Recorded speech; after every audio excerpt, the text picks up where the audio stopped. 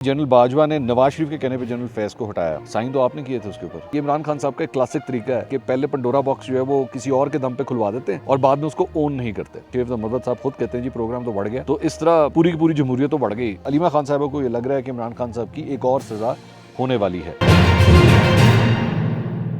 अस्सलाम वालेकुम नाज़रीन, मैं हूं मंसूर अली खान। अपने डिजिटल चैनल के ऊपर आपको खुश आमदीद कहूँगा। नाज़रीन, एक दफ़ा फिर नथिया गली की उस खूबसूरत इलाके से मैं आपके सामने हाजिर हूं और आप इसी से अंदाज़ा कर सकते हैं कि इस वक्त मौसम कैसा है कि मैंने ये जैकेट यहाँ पे पहनी हुई है क्योंकि सर्दी हुई है भाई, और यहाँ पे अच्छी खासी ठंड लग रही है, तो आप इसी से अंदाज़ा कर सकते हैं। बहरहाल बस एक और दिन का क़याम है और उसके बाद वापस जो है वो इंशाल्लाह स्टूडियो पहुँच जाएंगे। लेकिन पिछले 12 घंटे में जो खबरें डेवलप हुई हैं एक एक करके उसको एवेल्यूएट करते हैं। शेख मरवत साहब के हवाले से आज एक बड़ी खबर आई है, उसको भी ज़रा एवेल्यूएट करते हैं कि उनकी ये जो वापसी हुई है, रिटर्न ऑफ शेर अब्दुल मरवत, आखिर इसके क्या फ़ायदे होंगे, क्या नुकसान होंगे, इसको भी एवेल्यूएट करते हैं। तो एंड तक आपने इस वीडियो को देखना, चैनल को सब्सक्राइब करना मत भूलिएगा, बेल आइकन प्रेस कीजिए। अगर आपको वीडियो पसंद आए उसे लाइक और शेयर ज़रूर कीजिएगा। और कल हम एक पॉडकास्ट जो है वो रिलीज़ करने लगे हैं 12 बजे दिन में, तो उसको देखना मत भूलिएगा। बड़ा स्पेशल किस्म का वो पॉडकास्ट है। अभी मैं नाम नहीं बता रहा, इंशाल्लाह वो आपके लिए एक सरप्राइज़ होगा, तो उसे देखना मत भूलिएगा। अच्छा जी, सबसे पहली जो खबर आई वो आई है कि जनाब इमरान खान साहब की अडियाला जेल में वो जो मुबैना सहूलतकारी है उसके इल्ज़ाम में हिरासत में लिए गए साबिक डिप्टी सुपरिटेंडेंट ज़फ़र इकबाल को अब रिहा कर दिया गया है। और ज़राए के मुताबिक डिप्टी सुपरिटेंडेंट ज़फ़र इकबाल को 13 अगस्त को पूछताछ के लिए तहवील में लिया गया था और वो गुज़िश्ता रात अडियाला जेल के करीब अपनी रिहाइशगाह वापस पहुँच गए हैं। और इमरान खान की मुबैना सहूलतकारी के शुबे में अडियाला जेल के मज़ीद 2 अफसरान से पूछताछ शुरू की गई थी। इन अफसरान में अडियाला जेल के साबिक डिप्टी सुपरिटेंडेंट ज़फ़र इकबाल और असिस्टेंट नाज़िम शामिल थे, जबकि दोनों अफसरान साबिक डिप्टी सुपरिटेंडेंट अडियाला जेल अक्रम के करीब रिहाइश पजीर थे।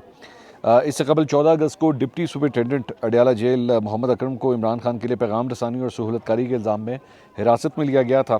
और डिप्टी सुपरिटेंडेंट अडियाला जेल मजमूई तौर पर 15 साल से ज़ायद से अडियाला जेल में तैनात रहे। मोहम्मद अकरम की बाजियाबी के लिए अहलिया ने दरख्वास्त लाहौर हाईकोर्ट में दायर की थी। इसमें मौक़िफ़ इख्तियार किया गया था कि 14 अगस्त से मोहम्मद अकरम से मुतालिक कुछ मालूम नहीं है और थाना सदर बैरूनी पुलिस को दरख्वास्त थी, लेकिन मुकदमा दर्ज नहीं किया गया।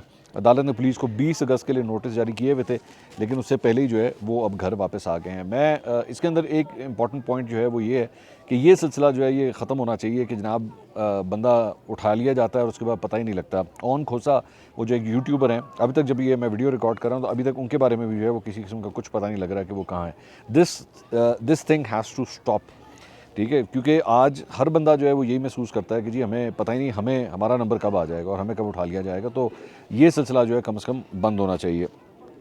इसके अलावा वैसे इमरान खान साहब ने अडियाला जेल में जो है वो सहाफ़ियों से भी गैर रस्मी गुफ्तगू की है और अपनी इस गैर रस्मी गुफ्तगू में उन्होंने कहा कि जी नवाज़ शरीफ ने कहा है कि सारा माशी निज़ाम PTI ने ख़राब किया है और हम पर इल्ज़ामात लगाए हैं। नवाज़ शरीफ के इल्ज़ामात पर सिर्फ इकनॉमिक सर्वे ऑफ पाकिस्तान पढ़ लें, नून लीग वाले $19.5 अरब का खसारा छोड़ कर गए हैं, इसलिए हमें IMF के पास जाना पड़ा।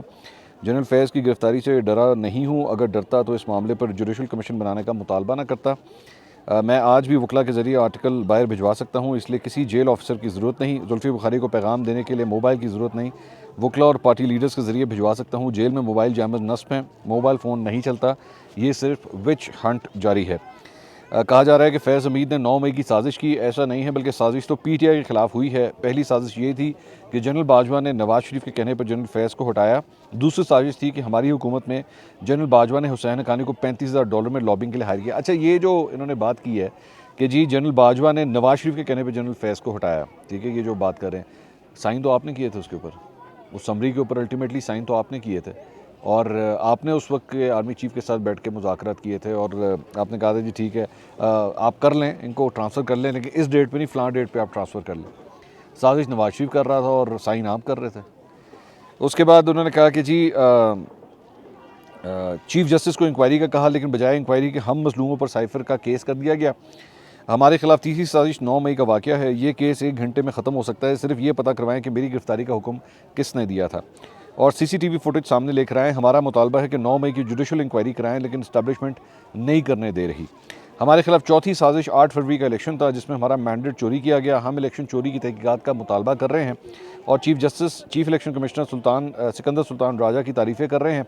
मुल्क में सब कुछ यकतरफा चल रहा है, ये सब कुछ चीफ जस्टिस को तौसीह देने और 2/3 अक्सरियत के लिए किया जा रहा है। काजी फ़ाइज़ ने हमारी मज़ीद 3 विकटें गिरा दी हैं। वैसे कहा जा रहा है कि शायद एक और विकेट भी अब अनकरीब जो है वो गिरने वाली है। उन्होंने कहा बुशरा बीवी घर से ही नहीं निकलती, उसे 9 मई के मुकदमात में मुलजिम नामजद कर दिया गया। इस्टेब्लिशमेंट को पैगाम दे रहा हूँ कि आप मुल्क को तबाही की तरफ लेके जा रहे हैं। मीडिया, सोशल मीडिया और इंटरनेट पर पाबंदी से मुल्क को $500 मिलियन का नुकसान पहुँचाया गया। भारत की सिर्फ IT एक्सपोर्ट की मालियत $160 अरब है। PTI को दबाने के लिए मुल्क को तबाह किया जा रहा है। अदालत जब आइन के मुताबिक फ़ैसला करे तो हुकूमत नहीं मानती, फिर सरमायाकारी कैसे आएगी? कर्ज लेने से महंगाई बढ़ेगी और मुल्क डूबेगा। इस्टेब्लिशमेंट को कहता हूँ कि आप जो कर रहे हैं इससे मुल्क और इदारे तबाह हो रहे हैं। फ्रॉड लोगों को ऊपर बिठाकर इदारे तबाह किए जा रहे हैं। नैब, पुलिस और FIA से गलत काम करवाए जा रहे हैं। अपील करता हूँ कि आप मुल्क को नुकसान पहुँचा रहे हैं, हमें नहीं नुकसान हो रहा। सोशल मीडिया अवाम की आवाज़ है, धांधली करके जमहूरियत का गला दबाया जा रहा है। कौमी असम्बली और सेनेट में अपोजिशन लीडर्स को मुझसे मुलाकात नहीं करने दी गई। उन्हें कहा गया कि इमरान खान से मुलाकात में आप सियासत पर बात नहीं करेंगे। मैं इनसे सियासत पर नहीं और क्या मौसम पर बात करूँगा, ये सबसे बड़ा मजाक है। चीफ जस्टिस के 190 मिलियन पाउंड रेफरेंस से मुतालिक रिमार्क से वाज़ेह है कि उन्होंने जज को वाज़ेह पैगाम दिया। हमारे खिलाफ ये रेफरेंस चीफ जस्टिस के 23 नवंबर को दिए गए ऑर्डर के बायस बना। यहाँ रेफरेंस चल रहा है और चीफ जस्टिस इस पर रिमार्क्स कैसे दे सकते हैं? पार्टी में इख्तलाफात और इस्तीफ़े के मामले पर उन्होंने कहा कि आतिफ और जुनैद खान को पैगाम है कि वो एंटी करप्शन मामले पर कमेटी से मिलें, इस मामले को बिला वजह अवाम में ना लेकर जाएँ। पहले ये देखें कि एंटी करप्शन कमेटी ने कदम क्यों उठाया। कमेटी में साबिक चेयरमैन नायब ब्रिगेडियर मुसद्दिक, सीनियर वकील काजी अनवर और शाह फरमान शामिल हैं। तीनों कमेटी मेंबरान गैर जानिबदार हैं, बेहतर फैसला करेंगे। साफ़ी ने सवाल किया कि शेर अफजल मरवत आपसे मिलने आए हैं, वो कहते हैं आज सारे गिले शिकवे ख़त्म हो जाएंगे, गलत फहमियाँ दूर हो जाएंगी। इस पर खान साहब ने कहा कि जी मैं शेर अफजल मरवत से मिलने के लिए तैयार हूँ जब भी वो आएंगे। अच्छा, ये जो बेसिकली ये जो आतिफ खान और जुनैद अकबर के हवाले से जो बात कर रहे हैं ना, ये बेसिकली वही जो एक इस्तीफ़ा आया है वज़ीर का जिसे हटा दिया गया कैबिनेट से, ये बेसिकली उस मामले के ऊपर है। तो उसके ऊपर वो कह रहे हैं कि जी आप कमेटी से जाके जो है वो रब्ता करें। बाय द वे उस वज़ीर ने भी जो है वो एक पूरा अपना बयान जो है वो जारी किया है और अपने बयान के अंदर उसने अली अमीन गंडापुर के ऊपर जो है वो 20 करोड़ रुपए का इल्ज़ाम लगा दिया है करप्शन का। और उन्होंने कहा जी 20 करोड़ पे अलेजिडली 20 करोड़ की करप्शन की किकबैक्स जो हैं वो उन्होंने लिए हैं और 10 करोड़ जो है वो इस्टेब्लिशमेंट के लिए रखे गए हैं। ये इल्ज़ाम भी उन वज़ीर साहब ने लगाया है। तो अब देखें इस पर आगे मज़ीद क्या होता है। शेर अफजल मरवत साहब, अब आ जाएँ ज़रा इस अहम टॉपिक के ऊपर। शेर अफजल मरवत साहब की बिलाखिर आज इमरान खान साहब से मुलाकात हो गई और बाद में मुलाकात के बाद अडियाला जेल के बाहर जो है वो शेर अफजल मरवत ने गुफ्तगू की। उन्होंने कहा आज 3 माह के बाद इमरान खान से मुलाकात हो गई है, मैंने हाथ मिलाया तो इमरान खान ने गले लगाया। इमरान खान ने तनकीद के तौर पर कहा कि आप क्यों नहीं आते थे। कुछ गिले उन्होंने और कुछ गिले मैंने किए। मैंने आज तमाम इख्तलाफात ख़त्म कर दिए हैं, मेरी तरफ से माफ़ी है, मेरे लिए मुश्किलात पैदा ना की जाएँ। आज नाराज़गी वाली बात इमरान खान के साथ मुलाकात के बाद ख़त्म हो गई है। पार्टी से तो मुझे किसी ने निकाला ही नहीं था, पार्टी से निकालने वाला नोटिफिकेशन जाली था। मुझे पार्टी से सिर्फ इमरान खान निकाल सकते हैं। इमरान खान से मेरी मोहब्बत गीबत से दूर नहीं की जा सकती। इमरान खान ने जो आज इज़्ज़त और प्यार दिया वो मेरे लिए उम्र भर का असासा है। मैंने कायद से कहा कि मुझे जो मर्ज़ी ज़िम्मेदारी दे दें और इसके जो नताइज होंगे वो आप ख़ुद निकाल लें। इमरान खान की हिदायत पर तमाम इख्तलाफात ख़त्म कर दिए हैं, मेरी तरफ से माफ़ी है, उनकी यकीन दहानी पर सब मामला ख़त्म हो गया है। पार्टी रहनुमाओं के मुतालिक दिए गए रिमार्क्स पर माजरत काम हूँ। मैंने पार्टी क़यादत के हवाले से खान से कमिटमेंट की है कि अब मेरे मुँह से किसी लीडर का नाम नहीं आएगा और खान ने कहा है कि अगर कोई आपके खिलाफ बात करता है तो आपने मुझे बताना है। इमरान खान ने मुझे 22 अगस्त के जलसे की जिम्मेदारी सौंपी है। जलसे, जुलूसों और एहतजाज के हवाले से जो भी प्लानिंग होगी खुद करूँगा। अब अगर कोई 9 मई होता है तो उसकी ज़िम्मेदारी मैं लूँगा और सारी प्लानिंग इमरान खान से पूछे बगैर करूँगा। बाद में कोई ये ना कहे कि जो हुआ इमरान खान के हुक्म पर हुआ। जो भी हिकमत अमली होगी मैं बनाऊँगा, इमरान खान से इजाज़त नहीं लूँगा। हम पहले तहरीक बनाएंगे, ऐलान के वक्त पूरा पाकिस्तान निकलेगा। सबको दावत है, आए निकले, ये जद्दोजहद पाकिस्तान के लिए है। जनरल फैज़ से मेरा रब्ता ख्वाब में हुआ होगा, अमली कभी नहीं हुआ। अच्छा, अब ये जो ये जो शेर अफजल मरवत साहब की वापसी है ना, इसके कुछ इफ़ेक्ट्स हैं और आपको इससे ज़्यादा अंदाज़ा होता है कि पार्टी के डायनामिक्स क्या हैं, मतलब पाकिस्तान तहरीक इंसाफ के डायनामिक्स क्या हैं। एक तो ये जिस नोटिफिकेशन को कह रहे हैं नहीं, वो नोटिफिकेशन जाली था, वो नोटिफिकेशन जाली नहीं था, वो नोटिफिकेशन बिल्कुल जेन्युइन था और फिरदौस शमीम नकवी की जानिब से जो है वो नोटिफिकेशन जारी हुआ था और बाद में मीडिया के ऊपर जो है वो कहते हुए उन्होंने इस बात को एक्सेप्ट किया था, जी बिल्कुल ये नोटिफिकेशन बिल्कुल जेन्युइन है। नईम हैदर पंचोता ने उस नोटिफिकेशन को, जो वकील हैं, उन्होंने कहा था कि ये बिल्कुल जेन्युइन है। उमर अयूब ने इसको ओन किया था, शिबली फराज ने इसको ओन किया था, पाकिस्तान तहरीक इंसाफ के जितने लोग जो उस कमेटी का हिस्सा हैं उन सब ने इसको ओन किया था, अली मोहम्मद ख़ान ने ओन किया था कि ये बिल्कुल जेनवन है। तो ये तो झूठ है कि जी वो जेनवन नहीं था, वो बिल्कुल जेनवन था, एक बात। दूसरी बात ये है कि ये सारा कुछ आखिर हुआ क्यों था? ये सारा कुछ इसलिए हुआ था कि शेर अफजल मरवत के एटीट्यूड से पाकिस्तान तहरीक इंसाफ के दीगर रहनुमा जो है वो बड़े तंग आए हुए थे, क्योंकि वो कोई डिसिप्लिन की जो है वो परवाह नहीं करते थे और डिसिप्लिन की धज्जियाँ उड़ा देते थे।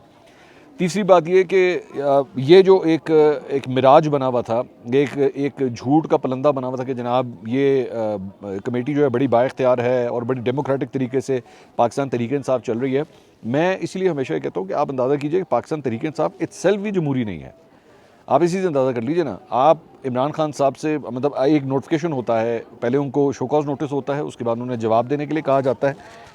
उनके जवाब को जो है वो तसली बख्श नहीं करार दिया जाता, बल्कि कहा जाता है कि आप मुसलसल डिसिप्लिन की खिलाफ वर्जी कर रहे हैं। और उसके बाद मुतअद्दिद रहनुमा मिल के ये फैसला करते हैं कि शेर अफजल मरवत जो है वो पार्टी के अंदर नहीं रहेगा। ठीक है, you just need to understand कि बेसिकली ये पार्टी ऑपरेट किस तरह करती है।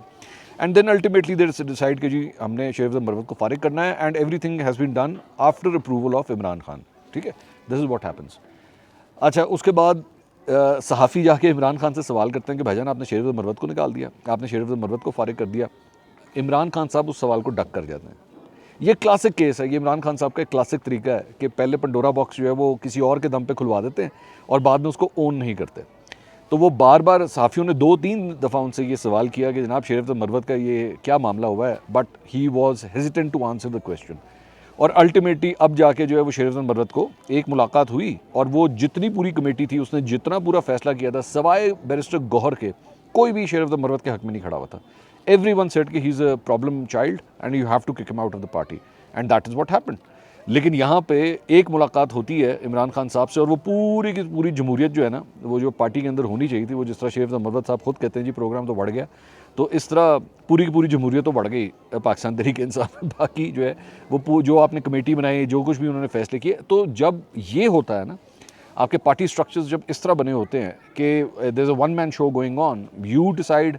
वो ये जो कहते हैं ना कि बादशाह बने हुए हैं, बादशाह तो आपकी अपनी पार्टी के अंदर आप बने हुए हैं। इमरान खान साहब तो खुद बादशाह बने हुए हैं कि आपकी मेजॉरिटी नीचे की जो सेकंड टियर लीडरशिप या फर्स्ट टियर लीडरशिप है वो ये खुद डिसाइड कर रही है कि जनाब शेर अफजल मरवत साहब नहीं रहेंगे। तो लेकिन आप जो है उसको टक करके वीटो करते हैं, आप कहते हैं जी ख़त्म होगी बात, मैंने कह दिया ना, बात ख़त्म। आपका जब दिल करेगा आप निकाल देंगे, आपका जब दिल करेगा आप पार्टी के अंदर किसी को रख लेंगे और उसके सारे गुनाह शुना जो है वो भी धुल जाएंगे, सारे माफ़ कर दिए जाएंगे। एक बात। दूसरी बात ये कि आपने तो इनको वापस ले लिया, आपने तो कह दिया हाँ जी ठीक है आ जाएं, शेर अफजल मरवत साहब जो है वो गले भी लगा लिया, आपने ज़िम्मेदारी भी ले ली। वो जो बाकी पार्टी के रहनुमाओं के साथ जो आपस में क्लैश आया हुआ है और आपस में जो ताल्लुकात ख़राब हुए हैं, उसके साथ ये किस तरह सर्वाइवल होगा, ये किस तरह आगे चलेंगे, that is going to be a test case. That is going to be a test case. अब ये मामला जो है, ये वही उमर अयूब, ये वही शिबली फराज, ये वही दीगर रहनुमा जो हैं, वो अब शेर अफजल मरवत के साथ किस तरह सर्वाइव करेंगे, that is going to be the first. अच्छा, और मुझे ये लगता है कि शेर अफजल मरवत जो है ना अब और भी धड़ल्ले के साथ आएंगे, मतलब वो पहले से भी ज़्यादा धड़ल्ले के साथ आएंगे कि तुम कर लो तो करना है। मैं तो एक मुलाकात की है कि and just look at this, I am back in the party. तुम लोगों की क्या औकात है कि तुम लोग क्या कर सकते हो। ऑब्वियसली ये एक सिग्नलिंग ऑटोमेटिकली जाती है, आपको चाहे पसंद हो या ना हो। तो this is what has happened. दूसरी जानिब वो जो सूबाई वज़ीर हैं शकील खान, जिनके बारे में मैं आपको बता रहा था कि उन्होंने जो है वो एक और इल्ज़ाम लगा दिया है अली अमीन गंडापुर साहब के ऊपर। अपने उन्होंने वो जो तहरीरी बयान एक जारी किया, काफ़ी लंबा तहरीरी बयान है और उसके अंदर उन्होंने ये इल्ज़ाम लगाया। तो दुनिया न्यूज़ ने और जियो ने इसे रिपोर्ट किया कि जी उनके व्हाट्सएप ग्रुप में मुबैना तल्ख कलामी हुई है अली अमीन गंडापुर और शकील खान के दरमियान। और ज़राए के मुताबिक पीटीआई के दोनों रहनुमाओं के दरमियान तल्ख कलामी गुज़श्ता रात 1 बजे के करीब तहरीक इंसाफ के पार्लियामेंटेरियंस के व्हाट्सएप ग्रुप में हुई। ग्रुप में अली अमीन गंडापुर और शकील खान में 1 घंटे तक तल्ख जुमलों का तबादला जारी रहा। ज़राए ने कहा कि वज़ीर आला अली अमीन गंडापुर और शकील खान ने एक दूसरे पर करप्शन के इल्ज़ाम लगाए। शकील खान ने वज़ीर आला को बाइख्तियार ना होने का ताना भी दिया। ज़राए का कहना है कि तल्ख कलामी के दौरान शकील खान ने व्हाट्सएप ग्रुप में ही वज़ीर आला खैबर पख्तूनख्वा को इस्तीफ़ा दिया। इस पर वज़ीर आला अली अमीन गंडापुर ने जवाब दिया कि मैंने पहले ही से आपको फारिग कर दिया है। ज़राए के मुताबिक दीगर वज़रा और अरकान असम्बली की मदाखलत पर दोनों ने व्हाट्सएप ग्रुप से मैसेजेस डिलीट कर दिए। याद रहे कि खैबर पख्तूनख्वा के साबिक़ वज़ीर मवासलात शकील खान ने अपने ओहदे से इस्तीफ़ा दिया था। ताहम वज़ीर आला KP ने अपने बयान में कहा कि इमरान खान की मंजूरी से बनाई गई गुड गवर्नेंस कमेटी ने शकील खान की कारकर्दगी पर उन्हें हटाने की मंजूरी दी है। तो एक दूसरे के ऊपर इल्ज़ामात लगाने का सिलसिला जारी है। यू कैन जस्ट इमेजिन कि this is what I am saying कि स्ट्रक्चर्स जो है ना वो कितने वीक हैं। इमरान खान साहब ने जो है वो पार्टी स्ट्रक्चर्स कितने वीक बनाए हुए हैं कि ये उनके बगैर जो है वो आपस में ही एक दूसरे से लड़ना। पंजाब के अंदर आप पहले ही देख चुके हैं, वहाँ पे ऑलरेडी मियाँ असलम इकबाल और हमाद अज़हर ग्रुप जो है वो एक दूसरे के दुआले हुए हैं। और यहाँ पे खैबर पख्तूनख्वा में भी जो है वो एक साबिक वज़ीर और मौजूदा वज़ीर आला अली मीन गंडापुर के दरमियान जो है आपस में किस तरह की लड़ाइयाँ हो रही है। और उधर शेर मरवत की लड़ाई विद दीगर जो पार्टी मेंबर्स हैं उनके साथ के जो सूरत हाल है वो आपके सामने है। तो दिस इज़ व्हाट हैपेंस। मैं इसलिए कहता हूँ ना, आप लोग बार बार कहते हैं 27 साल 28 साल इतनी जो है हमने मेहनत की है, 27-28 साल में आप अभी तक एक प्रॉपर्ली स्ट्रक्चर्ड पार्टी नहीं बना सके हैं, ठीक है। This is what we can see very clearly. उसके बाद और भी जो डेवलपमेंट्स हुई हैं उसमें जनाब रावलपिंडी की इंतजाम अदालत में इमरान खान और बुशरा बीबी के खिलाफ 190 मिलियन पाउंड रेफरेंस की समाअत हुई। इमरान खान और बुशरा बीबी कमरा अदालत में पेश हुए। मुलजमान की जानिब से सलमान सफदर, ज़हीरबाज चौधरी और उस्मान रियाज गिल अदालत में पेश हुए। नैब प्रोसिक्यूटर की सरबराही में कमरा अदालत में पेश नैब टीम वहाँ पर प्रोसिक्यूटर की सरबराही में अदालत में पेश हुई। वकला सफाई की जानिब से रेफरेंस के तफ्तीशी अफसर डिप्टी डायरेक्टर मियाँ मोहम्मद नदीम के बयान पर छठी मरतबा जिरा मुकम्मल ना हो सकी। वकला ने मौक़िफ़ अपनाया कि नैब बोर्ड मीटिंग के मिनट्स की कॉपी की फरहमी के हवाले से हमारी दरख्वास्त हाई कोर्ट इस्लामाबाद में ज़ेर समाअत है, आज की समाअत को मुलतवी किया जाए। और उसके बाद 21 अगस्त तक जो है वो समाअत मुलतवी हो गई। दूसरी जानब रावलपिंडी में 9 मई के मुकदमात में बुशरा बीबी की तलबी जिस्मानी रिमांड हासिल करने की दरख्वास्त पर इंसदाद दहशतगर्दी की अदालत में समाअत हुई। समाअत के दौरान जेल इंतजामिया की जानिब से अदालत में जवाब पेश किया गया। जेल इंतजामिया का कहना था कि अडियाला जेल में 190 मिलियन पाउंड रेफरेंस की समाअत मुकर्रर है। रेफरेंस की समाअत के बायस मुलजमा को इंसदाद दहशतगर्दी अदालत पेश करना मुमकिन नहीं है। इंतजामिया ने कहा कि अदालत से सदा है कि मुलजमा की तलबी के लिए नई तारीख जो है वो मुकर्रर की जाए। इसके अलावा जनाब अलीमा खान साहिबा ने भी मीडिया से गुफ्तगू की और बड़ी इंटरेस्टिंग गुफ्तगू है जो मैं आपके साथ शेयर करना चाहूँगा। कहती हैं जी, हमारा ख्याल है कि ट्रायल जज इमरान खान पर आने वाले हफ्ते में अलकादिर केस में कन्विक्शन डाल देगा। तो अलीमा खान साहिबा को ये लग रहा है कि इमरान खान साहब की एक और सज़ा होने वाली है। काजी फाइसा ने कहा कि समझ नहीं आती लोग इस बिल्डर मलिक रियाज का नाम क्यों नहीं लेते। मैं पूछती हूँ काजी फाइसा, तुम क्यों नहीं इस बिल्डर का नाम लेते? मलिक रियाज को बुलाएं। आपको पता है ये केस किस चीज़ का है? मलिक रियाज जिसके ऊपर सुप्रीम कोर्ट ने फ़ाइन डाला था, ये केस है एक ज़मीन का जिसे उन्होंने अंडर वैल्यू करके ली थी और सुप्रीम कोर्ट ने कहा था कि उसकी आपने जो कीमत अदा की है वो बहुत कम है और आप इस पर फ़ाइन भरें। और इंग्लैंड में क्या केस था, ब्रिटिश अथॉरिटीज़ ने मलिक रियाज के ऊपर जो मनी लॉन्ड्रिंग का चार्ज किया था कि नवाज शरीफ का जो बेटा है हसन नवाज, उसकी अपार्टमेंट मलिक रियाज ने ओवर वैल्यू करके ख़रीदी थी। तो आप मलिक रियाज को बुलाएं और उनको कहें कि आकर कोर्ट में पेश हों। बल्कि मैं भी कहूँगी कि मलिक रियाज साहब आप आकर यहाँ जवाब दें। हमें ये समझ नहीं आ रही कि हमारा भाई जेल में क्यों है। अच्छा, मैं अलीमा खान साहिबा, आप तो इस तरह कह रही हैं जैसे आपके भाई का कभी मलिक रियाज से कोई ताल्लुक़ नहीं रहा। आप तो ऐसे कह रही हैं जैसे उन्होंने अलकादिर के ट्रस्ट के अंदर जो है वो कोई ज़मीन मलिक रियाज से ली नहीं है, ना आपने लिए, आपके भाई ने लिया, ना आपकी भाभी ने ली है, आपस में कोई ट्रांजैक्शन ही नहीं हुई है। और उस बिल्डर का नाम, उस बिल्डर के लिए तो आपके भाई ने लिफाफे बंद करवा दिए थे। कैबिनेट के इजलास में बंद लिफाफे जो है वो जमा करवाए गए। और मैंने जब कैबिनेट के मिनिस्टर से पूछा कि जनाब आपने आज तक पहले कितने बंद लिफाफों के ऊपर साइन किए, तो उन्होंने कहा जी आज तक पाकिस्तान तहरीक इंसाफ की तारीख में जितनी देर उनकी हुकूमत रही कभी किसी और केस में कैबिनेट के अंदर ये कुछ नहीं हुआ। आपके भाई ने इस मलिक रियाज को इस तरह सपोर्ट किया है, दिल जिगर जान से उसको सपोर्ट किया मलिक रियाज को, जिसकी वजह से आज ये इस केस के अंदर फंसे हुए हैं। लेकिन यहाँ पे जो सियासतदान होते हैं ना, उनके केसेस इस बुनियाद के ऊपर नहीं होते। उनको सज़ाएं भी जो है वो हालात और वाक़यात की वजह से मिलती हैं और उनकी जो रिहाइयाँ होती हैं, जो ज़मानतें होती हैं, वो भी हालात और वाक़यात को देखते हुए हो जाती हैं। तो ये जो आप फरमा रही हैं कि इमरान खान साहब को आपको लग रहा है कि अनकरीब सज़ा होने वाली है, आप बेफिक्र रहिए। हो सकता है कि आगे चल के हालात जब ठीक हों तो उनके अंदर भी हालात वो उनकी सज़ा जो है वो माफ़ हो जाएगी, ज़मानतें हो जाएगी। नवाज शरीफ साहब की एग्जांपल आपके सामने है, आप बेफिक्र रहिए। और मलिक रियाज को भी मुझे नहीं लगता कोई हाथ लगा सकेगा, आप बेफिक्र रहिए। वो ना मुझे लगता है वापस आएंगे और ना उनको कोई हाथ लगा सकेगा, सिंपल। क्योंकि उनके तो ताने बाने सिर्फ पीटीआई के साथ नहीं है ना, उनके ताने बाने तो और भी दीगर सियासी जमातों के साथ अटैच होते हैं जाके। So don't worry about that. इसके अलावा जनाब अंसार अब्बासी साहब ने एक बड़ी इंटरेस्टिंग खबर लिखी है। उन्होंने कहा जी, शहबाज शरीफ की हुकूमत साबिक army chief general Qamar Javed Bajwa पर वज़ीर दिफा ख्वाजा आसिफ की तनकीद की वजह से बेचैन नज़र आ रही है। एक अहम वफाकी वज़ीर ने नाम ज़ाहिर ना करने की शर्त पर बताया कि वज़ीर दिफा ने जो कहा वो शहबाज शरीफ हुकूमत की पॉलिसी है और ना नून लीग की। उन्होंने कहा कि फ़िलवक्त हुकूमत की तवज्जो साबिक DGIS जनरल फैज़ पर मरकूज़ है, जिन्हें फ़ौजी हुकाम ने गिरफ्तार कर लिया है। वज़ीर ने मीडिया में आने वाली इन खबरों की तरदीद की कि मियाँ नवाज शरीफ ने पार्टी रहनुमाओं को हिदायत की है कि वो जनरल फैज़ के बारे में बात करने से गुरेज करें। उन्होंने कहा कि नवाज शरीफ ने ऐसी कोई हिदायत नहीं की है। अहम मुद्दे पर फ़ायज़ नून लीग के एक और ज़रिए ने बताया कि ख्वाजा आसिफ अब जनरल बाजवा के बारे में शायद बात ना कर पाएँ। तो पता लग जाएगा कि ख्वाजा आसिफ साहब अगले किसी इंटरव्यू में जो है वो जनरल बाजवा के ऊपर बात करते हैं या नहीं करते, लेकिन राइट नाउ ही सेइंग कि ऐसा नहीं है।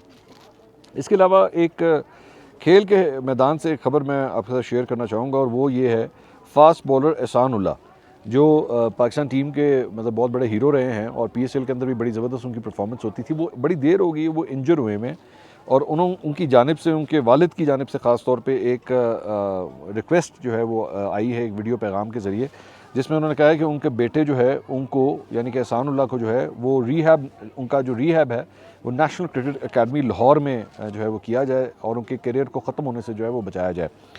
एहसान उल्लाह जो है पिछले तकरीबन 1 साल से कोनी की तकलीफ़ में मुब्तला हैं, और इस दौरान उनका ऑपरेशन भी हुआ है और इंग्लैंड में उनका चेकअप भी कराया गया, जिसके बाद PCB की एक कमेटी ने एहसान उल्लाह की सर्जरी और इलाज पर सवालात उठाए और फिर उनके एक तवील रिहैब की तजवीज़ दी। चेयरमैन PCB मोहसिन नकवी ने इस मामले पर एक्शन लिया और उनकी मुकम्मल देखभाल के अहकाम दिए, और एहसान उल्लाह का रिहैब उनके आबाई शहर सवात में कराने का फ़ैसला किया गया। अब उनके वालिद साहब ये कह रहे हैं कि ये रिहैब जो है ये वहाँ पे नहीं बल्कि लाहौर में नेशनल क्रिकेट अकेडमी में आप करें, और बेशक उसको वहाँ पे बंद कर दें, लेकिन इसका रिहैब जो है वो यहाँ पे होना चाहिए। तो मेरा ख्याल में मतलब जिस तरह हम लोग अरशद नदीम जो है वो इस वक्त एक मेडल लेकर आए हैं, और जिसके बाद ज़ाहिर बात है इनाम व कराम जो है उनको दिए जा रहे हैं, तो एहसान उल्लाह भी जो है वो हमारे हीरो हैं और उन्होंने भी बड़ी ज़बरदस्त परफॉर्मेंसेस दी हुई हैं। तो we need to take care of our heroes. तो अगर वो कोई ज़ख्मी हो जाएँ या इंजर हो जाएँ तो उनका भी जो है वो मेरे ख्याल में हमें ख्याल रखना चाहिए। खैर, अब तक के लिए इतना ही। अगली वीडियो में आपसे दोबारा मुलाकात होगी। अल्लाह हाफ़िज़।